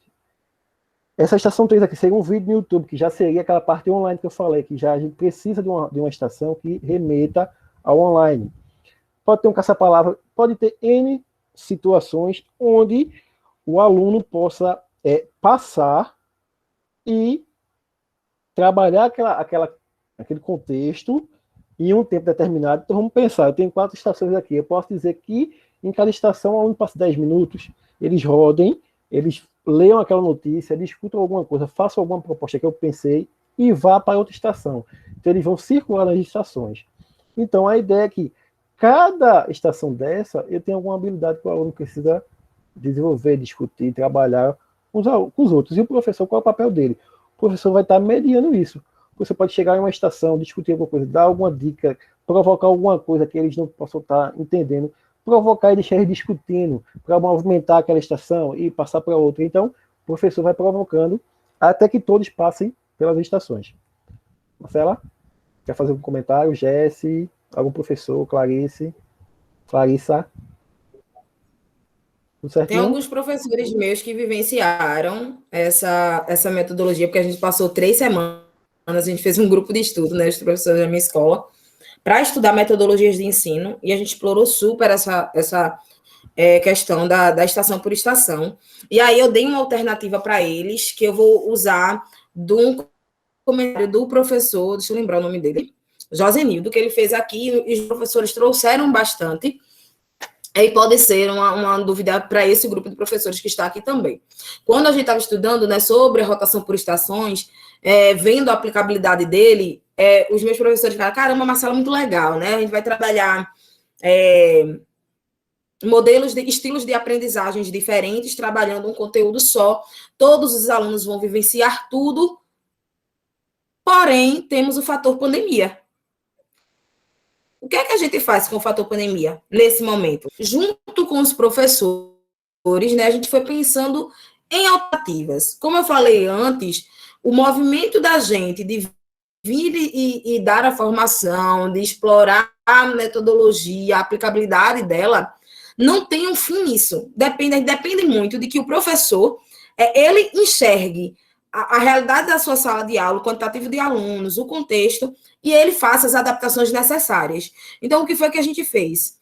Ao invés da estação ser em um círculo, em um grupo de alunos, cada estação era uma fileira. Isso para as turmas que estavam organizadas em fileiras. Então, a primeira fileira, toda a primeira fileira era a estação 1, a segunda fileira, a estação 2, terceira fileira, a estação 3. Não mudou nada. Eles iam fazer, usando o fator tempo, a cada 10 minutos, o celular da professora vibrava e eles trocavam não as atividades. A professora recolhia o material e a atividade que estava na estação 1 ia para a fileira número 2, a que estava na 3 ia para 1. Então, a gente faz adaptações. Os alunos não podem estar reunidos em grupo, a gente faz por fileira. Eles não podem usar material coletivo. Então, a gente pensa em atividades em que eles possam fazer materiais individuais, e a gente vai fazendo as adaptações. O que a gente não pode é dizer assim, poxa, eu tenho fator pandemia, os alunos não podem aglomerar, não podem compartilhar material, não vou fazer. Aí não dá, né? Aí a gente não consegue enxergar a aplicabilidade, a gente não consegue vivenciar, a gente não consegue encontrar potencial, se a gente olha para o problema e se senta. Então, o que eu tenho falado sempre nas minhas formações para os professores, a função do residente nas escolas, né, dessa parceria com a REDEC, é justamente você ter alguém que pode te ajudar a pensar, que pode te ajudar a fazer as adaptações. Então, sempre que vocês desejarem fazer, aplicar a metodologia, procure o residente da sua escola, diga assim, estou pensando em fazer, mas eu encontrei esse problema, me ajuda. Tenho certeza que residente nenhum vai recuar e vai dizer que não, certo? É só ir atrás, é só procurar, que todos eles estarão super abertos e disponíveis para ajudar a fazer essas adaptações. O que a gente vai fazer agora é mostrar para vocês que isso pode ser vivenciado em qualquer faixa, para qualquer área, tá? Para qualquer disciplina, certo? Então, a gente vai trazer alguns exemplos para que vocês possam ver essa metodologia na prática, assim, como é que a gente faria, quais propostas a gente elaboraria, certo?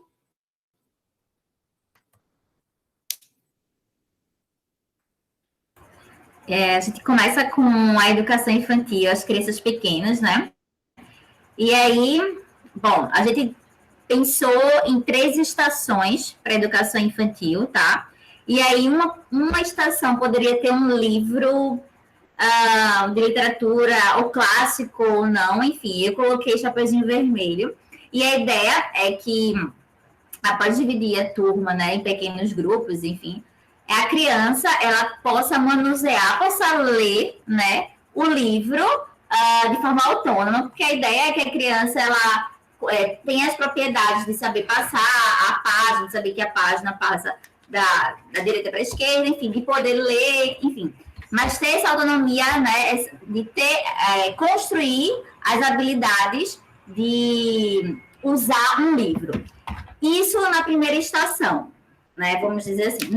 Na outra estação, vai ter um outro grupo que pode estar modelando. A ideia é que é o trabalho manual, que a gente pode pegar argila, massinha, e o trabalho que explore justamente os personagens da história, entende? Então, a gente pode até colocar uns desenhos para as crianças se inspirarem ou deixar livre, enfim. E a outra estação pode ter... eu acho que seria mais viável, por exemplo, a professora, ela pode apresentar um vídeo ou um desenho animado, enfim, eu coloquei a música da história, mas através do celular, entende? Então, as crianças da educação infantil, veja, é possível na educação infantil, inclusive, minhas professoras da creche, Bia, vamos ver isso daí para o próximo mês, viu, Bia? E a ideia é justamente que a gente pode vivenciar uma rotação por estação na educação infantil. Fala, Bia! Vamos sim, Clarice, já estou animada. Pronto, Marcela. Não, Josenildo, não leve como uma crítica, não. E também não entendi a sua posição como uma crítica. Na verdade, é um lembrete que a gente não pode abrir mão, né? A gente não pode esquecer que a gente continua em pandemia, né? Que os alunos na escola continuam precisando estar distanciados e com todas as normas de segurança. Então, para toda a metodologia que a gente pensar em fazer, isso precisa realmente ser lembrado. Então, quando eu falei, viu, eu só enalteci que você realmente pontuou uma coisa extremamente importante, tá? E que a gente realmente não pode fingir que não está acontecendo nada. Precisa levar isso em consideração, sim, certo? Eu trouxe um exemplo aí para a disciplina de história, tá? Considerando uma turma de 8º, 9º ano, o que é que eu faria com uma disciplina de história? E aí eu peguei um assunto aleatório, documentos históricos, vou trabalhar documentos históricos, eu colocaria numa primeira estação, uma leitura no livro didático do aluno mesmo, sobre o conteúdo, eles iriam realizar essa leitura individualmente. Numa segunda estação, a confecção de um documento histórico, né, de algo que pode ser tido como documento histórico, que é a confecção de pergaminho, e numa terceira estação, trazendo o elemento da tecnologia do online, eu colocaria eles para ouvir um podcast com historiadores ou sobre a profissão de historiadores. Esse podcast eu poderia... se os alunos tivessem os recursos necessários, eu poderia enviar no grupo da turma para que eles ouvissem individualmente, ou eu poderia levar um JBLzinho para baixo, né, e de forma que não atrapalhasse as outras estações, para que esse grupo ouvisse e realizasse alguma atividade com relação a esse podcast para prender atenção. Vocês vão ver que na maioria dos exemplos que a gente trouxe, a gente sempre trabalha com 3 a 4 estações. Não existe um padrão para isso, certo? Não existe, teoricamente só podem haver no máximo 4, ou no máximo 3, ou no máximo 5. Não existe isso. O professor é quem faz essa delimitação, considerando primeiro o tempo que vai ser utilizado, né? Porque, por exemplo, se eu uso 10 minutos na rotação dessa atividade de história, eu tenho que colocar 10 minutos, aliás, eu tenho que colocar atividades que possam ser realizadas em 10 minutos em todas as estações. Eu não posso colocar em uma estação algo extremamente mirabolante. Eu vou colocar aqui para o aluno fazer uma redação dissertativa.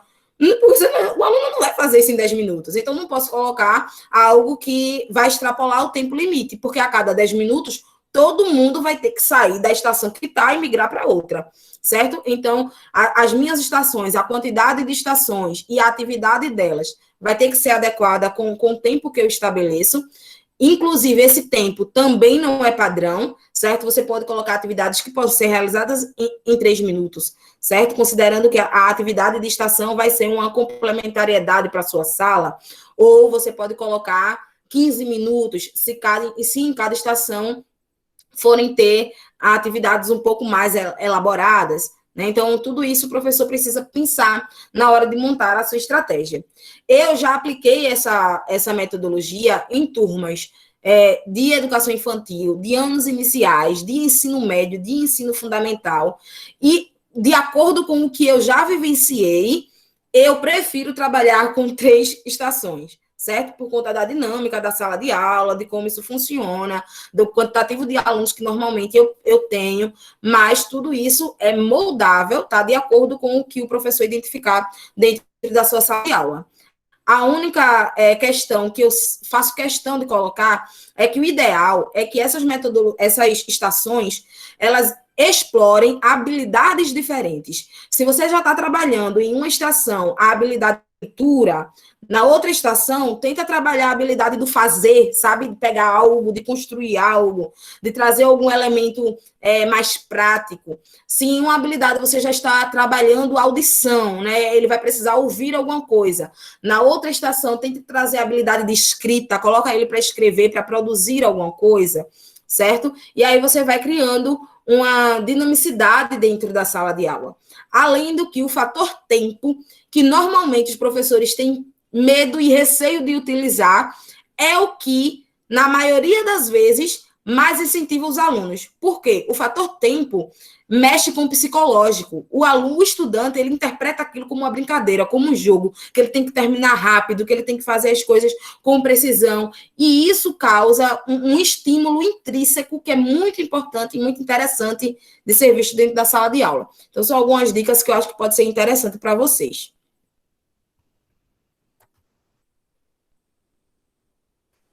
E aí também tem um outro exemplo de anos iniciais, eu acho que pensando para turmas do terceiro, quarto ano, que envolve a disciplina principalmente de geografia, mas a gente pode explorar também ciências, ou até mesmo gênero textual. E aí na estação 1 a gente poderia ter uma matéria de jornal impressa para os alunos lerem, estudarem sobre o tema do desmatamento da Mata Atlântica. Na estação 2, a gente pode utilizar garrafa PET, né, como vasinho, e a ideia é que as crianças elas plantem alguma espécie da Mata Atlântica. E a estação 3 produzir um cartaz, né, de prevenção contra o desmatamento. Esse cartaz poderia decorar a sala ou os corredores da escola. E, por fim, a parte do online, né, que seria navegar pelo site, ou então poderia ser um vídeo, enfim. Mas esse site é muito bom, é SOS Mata Atlântica. Então, quem quiser também explorar para outros planos de aula é ótimo, tem vários dados. E assim se daria uma rotação por estação nos anos iniciais. Isso é uma observação. A gente sempre sempre traz um exemplo, apenas um exemplo de trazendo para o online, mas a rotação por estação existe que seja pelo menos uma estação com questão online. Pode ser mais do que uma. A gente pode ter 4 estações, trazer 2 online e 2 que não sejam online, tá? Então não é uma regra, não. Agora, pelo menos tem que ter uma, né? Tendo uma, já pode ser considerado. Mas o comentário Jesse, Marcela. Se não tiver, pode passar, Marcela. Acho que agora a gente abre, acho que a gente já falou bastante. Abrir para ouvir os professores também, né? Porque é muita informação, né? É muita coisa, a gente entende, a gente sabe disso.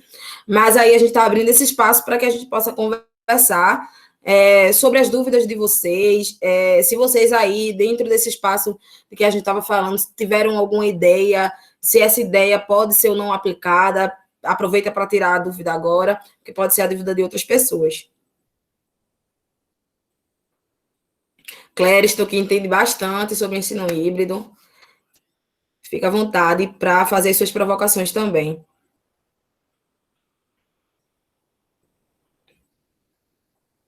Quem quiser pode deixar no chat também, viu? Fica à vontade.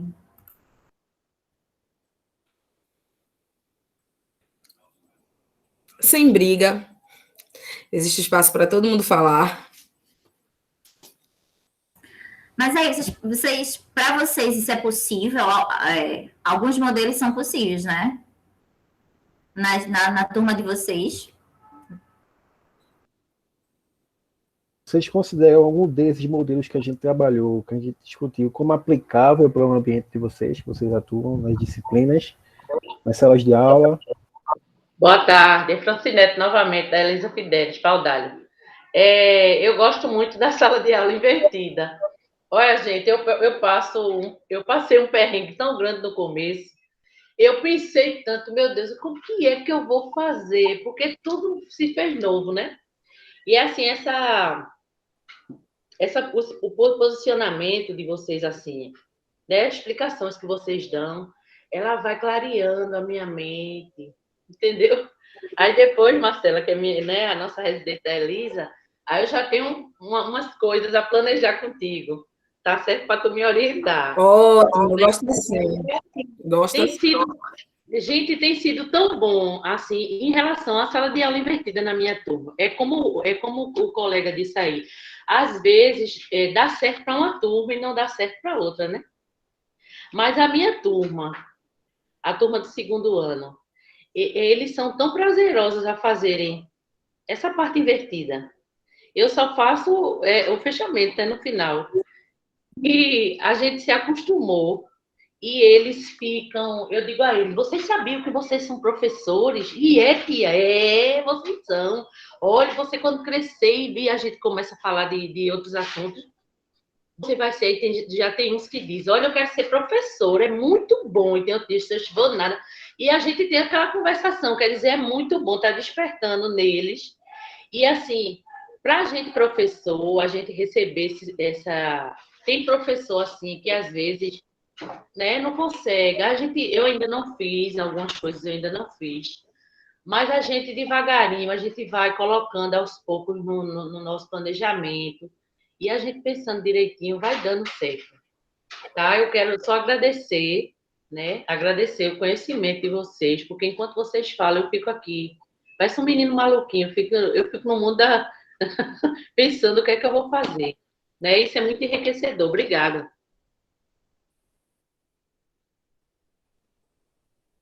Nada, querida. Prazer é nosso ter ouvir coisas assim. De verdade, assim, enche a gente de alegria mesmo, sabe? Em saber que o nosso trabalho tem contribuído com vocês de forma efetiva, sabe? Que não é só mais uma formação, mas que vocês conseguem, de fato, serem provocados a fazerem, estimulados também. É uma alegria enorme. A gente que agradece por termos professores como vocês, né? Que se empenham, que querem tentar melhorar. Isso é bom demais. Mais alguém gostaria de pontuar algo, perguntar? Boa tarde. Acho que o microfone agora está ligado. Tá, sim. Porque eu esqueci daquela outra vez. Eu sou novo aqui na rede de Paudalho, né? Comecei agora praticamente em abril, né? Finalzinho de abril, início de... Né? E eu comecei a trabalhar com os alunos, introduzindo algumas ferramentas, né? E, de certa forma, simulando as estações, né? Ou seja, entrar em sala de aula já provocando a pesquisa, utilizando lá na escola, ainda com toda a dificuldade, mas ainda alguns roteadores, então a gente ainda consegue, nos nonos anos, né, trabalhar um pouco, utilizando também o online, né, e durante a aula presencial. Então, a gente simula algumas estações, né? No momento que a gente fomenta uma determinada pesquisa, né? Então, deixa um tempo os alunos ali pesquisando para que eles colham, e depois a gente cria um debate e, finalmente, depois a gente pede uma produção, né? E, normalmente, eles ou concluem na sala de aula, né? E outras vezes na aula assíncrona, né? A aula assíncrona é onde a gente mais recebe, porque eles têm aquele prazo, eles normalmente em casa eles têm mais liberdade. Agora, claro que é um desafio e que nem todos conseguem, porque também a gente tem a dificuldade do acesso. Alguns não tem um celular tão potente, ou então não utiliza, mas isso não quer dizer que a gente não consiga fazer, porque existem outras formas e outras ferramentas que a gente leva para a sala de aula e que disponibiliza para eles utilizarem. Por exemplo, eu fiz uma atividade que eu comecei aproveitando o livro deles, né? Estava trabalhando a questão do gênero e noções de romance, de poesia, né? E fomentando aquela ideia, quebrar aquela ideia de que romance é historinha de amor, ou então relação, né? Muito mais do que isso, e muito mais humor e sarcasmo do que propriamente dito dentro da literatura, né? Nos nonos anos, e a partir daí nós buscamos, após fazer, colher as ideias de cada um deles, o que é que eles achavam, qual era a opinião que eles tinham, o que é que eles entendiam sobre romance, pesquisa, aí eles já tiveram que acessar os celulares dele e buscar Google, buscar YouTube, etc., né? Onde eu fomentei, eu digo, procure outros canais, não existe só um canal para ir só uma verdade pronta, não. A partir daí surgiu a pesquisa, as diversas opiniões, e eles começaram a usar a linguagem deles para não só simplesmente ler o que estava ali escrito, o que eles encontraram. E, finalmente, depois disso, leitura de crônica e um exemplo de uma poesia musicada. Então, deu Que tempo a massa. gente fazer tudo, entendeu? Como se fora como se foram os trabalhos das estações, né? Mas nós não... Isso, o bacana é essa diversidade de estratégias que a metodologia propõe, né? É muito legal, porque a gente acaba trabalhando muitas habilidades que a gente não conseguiria se fosse uma proposta única. Boa, Clériston, muito, muito legal. E Josenildo colocou aqui também que ele fez uma adaptação, né?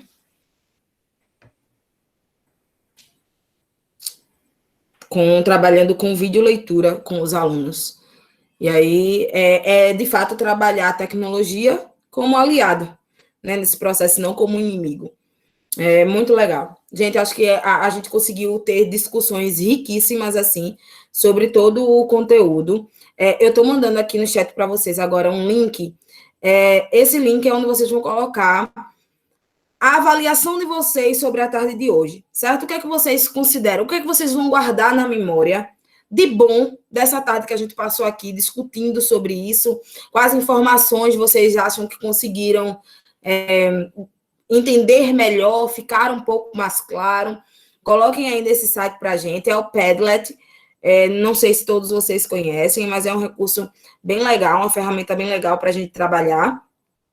E lá vocês podem colocar, tanto em formato de vídeo, como em texto ou foto, algo que traduza o que você considera, como você enxerga, né, a formação de hoje. Qual a lembrança que você vai levar dessa formação, certo? Vocês podem colocar aí nesse link.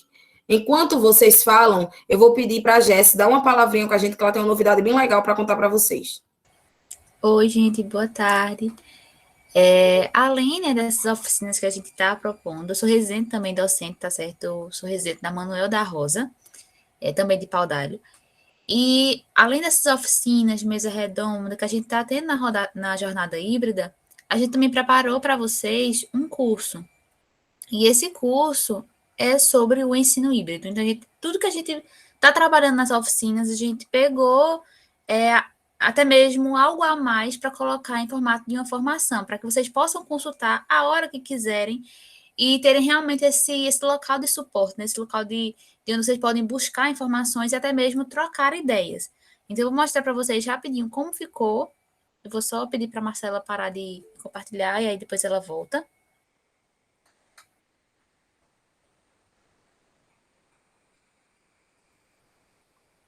Isso.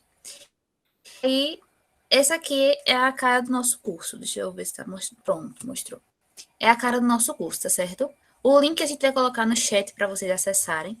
E aí a gente dividiu, aqui é o mural da turma, aqui em atividades, a gente dividiu no que mais de cultural o município de Paudalho, que que recebeu o REDEC, né, ele tem. Então, a questão dos engenhos e canaviais, a questão das matas nativas e fragmentos preservados, os olhos d'água e reservatórios aquíferos, as olarias e os ceramistas, maracatu e cavalo marinho, a arte do barro e do mamulengo e alguns materiais de apoio. E aí, em cada uma dessas trilhas, né, que a gente pode chamar, a gente tem a trilha de engenhos e canaviais, né, que tem as boas-vindas e tem um fórum permanente, onde você coloca a sua resposta e aí outra pessoa também que tiver colocado uma resposta, você consegue responder a ela. Então, é importante só enviar a primeira resposta, seu primeiro tópico, né, sua primeira sugestão, sua primeira reflexão.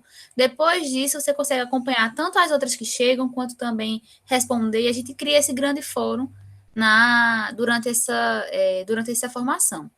Aqui a gente tem a questão da inovação, o que é inovação na educação, o que é inovação pedagógica, né? O que é educação à distância, o que é ensino híbrido, o que é um ensino remoto emergencial, um ensino remoto simultâneo, rodízio, que a gente também viu hoje. O que são os ambientes virtuais de aprendizagem, que, se eu não me engano, a Iosias até citou eles, né? Que estão presentes, podem estar presentes, né? Tanto no ensino híbrido, quanto também no EAD. Quais são os modelos de ensino híbrido que a gente pode estar utilizando? E aí a gente colocou para cada uma dessas trilhas uma atividade. Então, uma atividade bem simples que vocês podem fazer sem demandar tanto tempo, mas que vocês consigam fazer uma síntese do que forem aprendendo em cada uma delas. Então, aqui a gente tem uma pergunta sobre o que é inovação pedagógica, depois de vocês verem, né, tudo que a gente propõe para vocês de sugestões, de leituras, de vídeos, vocês podem dizer com as suas palavras, né, o que é que significa inovação pedagógica para você. A gente tem a questão da educação à distância, vocês podem produzir um podcast, e aí não precisa ser um podcast, oh meu Deus, o podcast pode ser algo simples, elaborado no próprio WhatsApp, né, através do áudio do WhatsApp, ou no aplicativo que você baixa gratuitamente na Play Store e consegue gravar esse áudio e formar um podcast a partir dele. Mas também tem vídeos já explicando como fazer isso. A questão do Padlet também, né, essa própria inserção de um registro no Padlet também constitui uma atividade para vocês dentro do curso. E no final, a gente tem 2 atividades, né? Utilizando o Drive, então, como é que a gente pode compartilhar conteúdos no Drive e como é que a gente também pode utilizar os documentos Google, que, inclusive, algumas escolas, inclusive, já tiveram oficinas sobre esses documentos Google, e aí também é uma forma de colocar em prática, né? Nada muito exagerado, nada muito que requeira realmente demande muito do tempo de vocês, porque a gente sabe que o tempo da gente está cada vez mais corrido.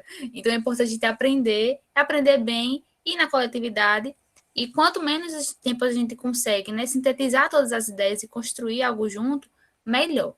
E aí, só para continuar a explicação para vocês, quando acessa, né, o Classroom, se não forem pelo link que a gente vai mandar, se quiserem ir pelo código, clica aqui, ó, nesse maisinho, criar ou participar de uma turma, aí participar da turma, e digita o código da turma aqui, tá? O código da turma a gente também pode mandar para vocês, e aí não precisem ficar preocupados, porque a gente vai, cada residente da escola, né, vai mandar para vocês informações certinhas.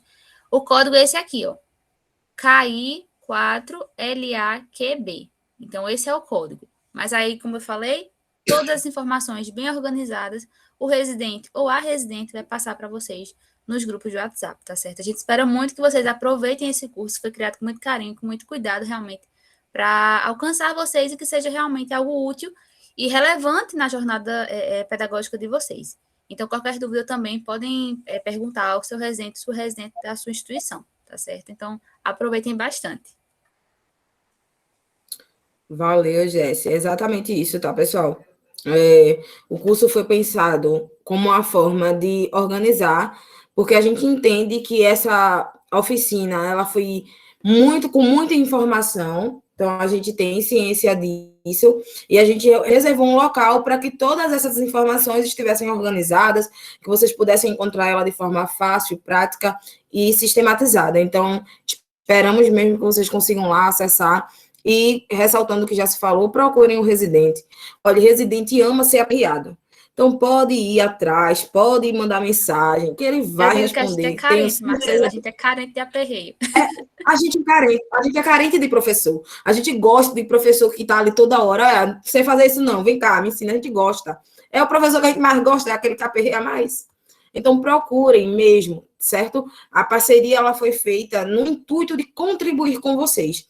A gente está aqui para isso mesmo. Então, usem e abusem do residente de vocês, certo? E para finalizar, eu gostaria de saber, numa escala Carminha, como é que vocês estão saindo da formação de hoje? Coloquem aí no chat para a gente o número. Num jeitinho Carminha de ser, como é que vocês estão se sentindo após essas quase 2 horas que a gente passou junto aqui?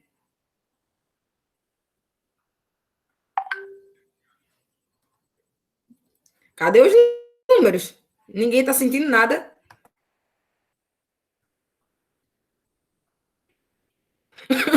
Oito é ótimo, Petinete.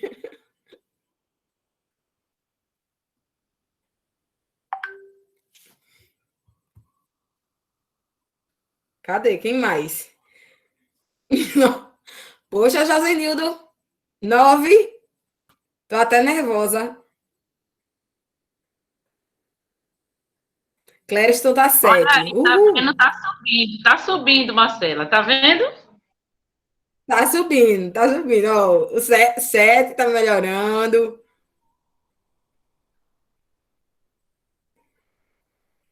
8,5 é ótimo.